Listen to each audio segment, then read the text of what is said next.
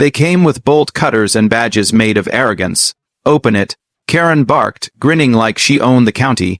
Her HOA patrol moved in flashlights, clipboards, the whole parade. They cut the padlock, swung the gate wide, and walked straight into the sheriff's living room. He didn't stand up. He just tapped his phone, smiled, and said, softly, "You picked the wrong farm to bully."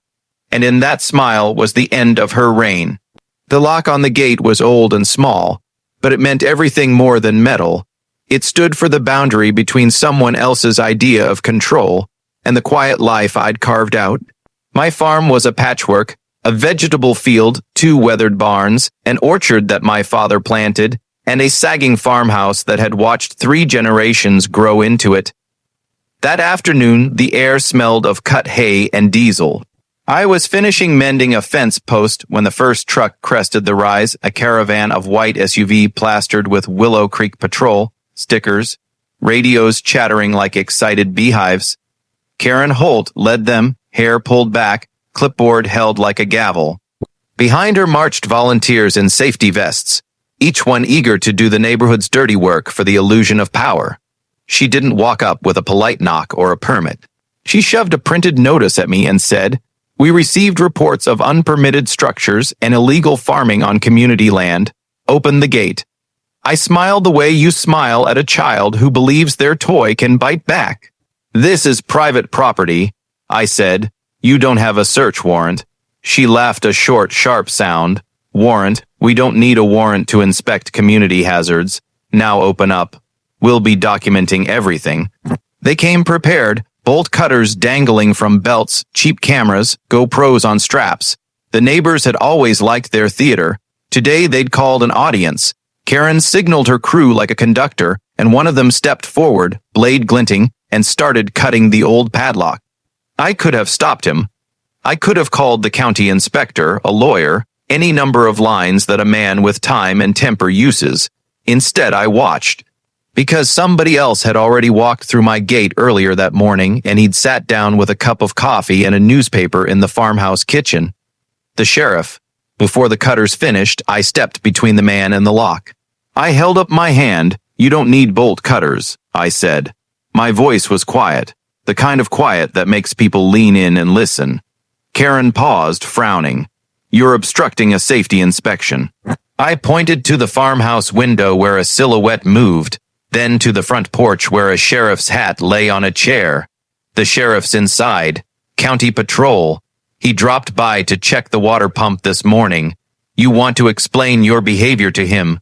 For a beat, she considered the lie. Then someone on her team, eager to prove their loyalty, ignored me and continued hacking. The bolt cutters snapped the hasp. The gate swung open with a groan like a sleepwalker waking. They marched in. What they didn't see, as they crowded toward the barn, was the sheriff standing up from his chair, folding his newspaper with deliberate calm. He walked onto the porch, stepped down, and said in a voice that made the radios quiet, "Afternoon. I like to meet folks who come onto private farms unannounced." The look on Karen's face was a slow collapse. Her patrol faltered, the clipboards drooped. Their confidence evaporated under the sheriff's steady stare. The sheriff didn't shout. He didn't call for backup. He pulled out his phone, opened a video app, and started recording them, their faces, their bolt cutters, their license plates. "You folks have a warrant?" he asked. The only sound was the hum of a far-off tractor. Karen stuttered, then reached for a flimsy folder that said Community Inspection. The sheriff stepped forward and said, "If you don't have a warrant signed by a judge, you're trespassing. This is private property. Now, hand me those cutters." When the cutters clattered to the porch steps, something irreversible snapped in the crowd. Emboldened by her authority for so long, Karen had never expected to be legally outclassed in front of her followers. The sheriff's camera recorded everything. The neighbors recorded everything. She left angry, her patrol trailing, but the damage to her image had already been done.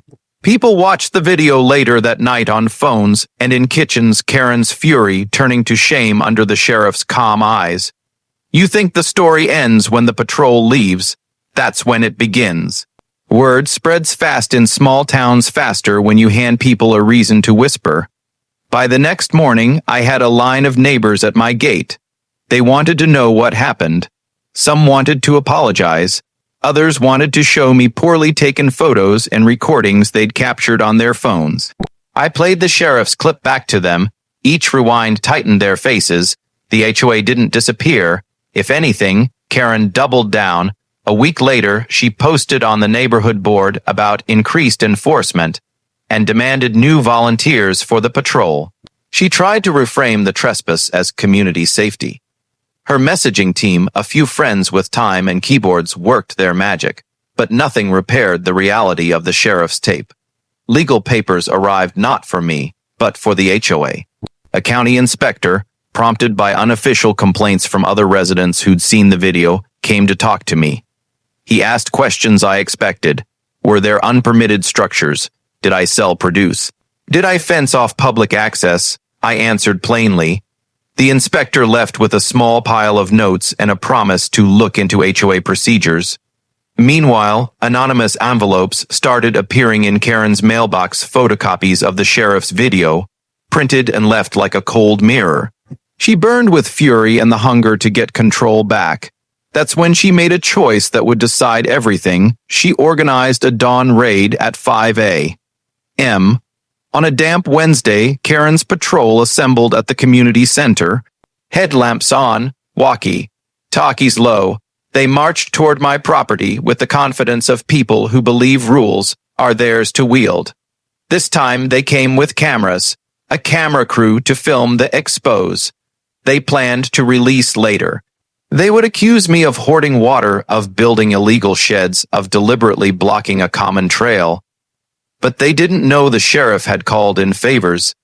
He'd spent the afternoon before quietly asking around, and by dawn he'd been given information that Karen could not undo.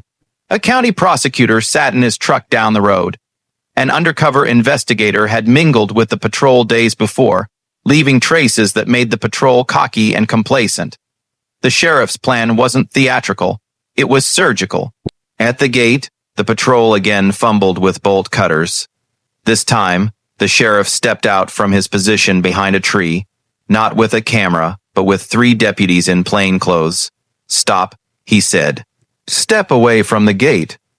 Confusion flashed across Karen's face. She barked orders that slid off the deputies like rain. A deputy gently patted the shoulder of one of the patrol volunteers and said, "Ma'am, if you continue, this will be an arrest for conspiracy to trespass." She glanced at the prosecutor getting out of his truck, then at the deputy taking pictures of every patrol member's face. The district attorney walked up, crisp and grave. "You've been filmed breaking into private property twice now," he said to Karen. "We'll be filing charges of harassment and trespass. You will have a chance to explain this to a judge." Her eyes darted to the assembled neighbors who'd come to watch. Faces that once bowed at her letters now looked back without deference. The camera crew with Karen, determined to make viral content, found themselves being filmed instead, their footage used as evidence. The patrol members who had relished power found themselves caught in legal crosshairs. Bank accounts tied to the HOA were subpoenaed. Volunteers were called in for interviews. The small empire Karen built on fear began to crack under formal light. Trials in small towns are loud in the newspapers and quiet in kitchens. People point fingers, then realize the fingers point back at them if they were ever complicit. Karen's name made the local headlines. HOA president faces harassment charges. Her swagger was replaced by legal letters. She hired attorneys and issued combative statements. But the sheriff's tape and the deputy camera footage of the bolt cutters at my gate became the core of the county's case. At the courthouse, there were scenes I'd expected and others I hadn't. Some neighbors testified on her behalf not out of loyalty, but because community is complicated. Others, braver now, told the truth about fines, threats, and the way Karen ran the HOA like a small rain. Their words were quiet, but together they sounded like the gale that topples a rotten tree.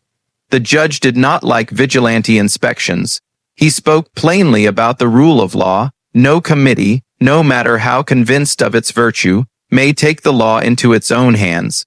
The penalties were not theatrical fines, community service, and mandatory oversight of the HOA by county officials. For the volunteers who'd followed Karen into the gate, some received warnings, a few faced misdemeanor charges. The sheriff watched from the back of the courtroom, his expression small and serious. He'd wanted the law to run its course, not a spectacle. Karen lost her position. The HOA underwent a top-to-bottom audit. Meetings were supervised, budgets opened for public review, and a new code of conduct was instituted. People who had been silent started asking questions. Who filed the permits? Where did the community funds go? The answers were not always clean. Accountability, it turned out, is paperwork, transparency, and the willingness to look at your own role. Back at my farm, the gate still hung on its old hinges. The padlock was replaced with a new plate that reads simply, "Private property, no trespassing." The sheriff came by one day with a thermos of coffee and a rare smile. "You did right," he said. "People need to know where the line is." I told him it wasn't just about lines on maps. It was about people who learn that being loud doesn't make you righteous. He nodded. Small towns have long memories. Make sure this becomes one of the good ones. The neighbors returned to their lives, some with apology cards left on their porches, others with wary looks when I drove by. Karen moved away 2 months later, a smaller headline in the paper about relocation and a civil suit she filed that fizzled in depositions. What changed most wasn't the law, it was dignity. People began to carry themselves with a little less caution and a little more backbone. They began to demand receipts and minutes, to read bylaws and ask for signatures. The HOA that remained was run with oversight. Fear had been a cheap currency.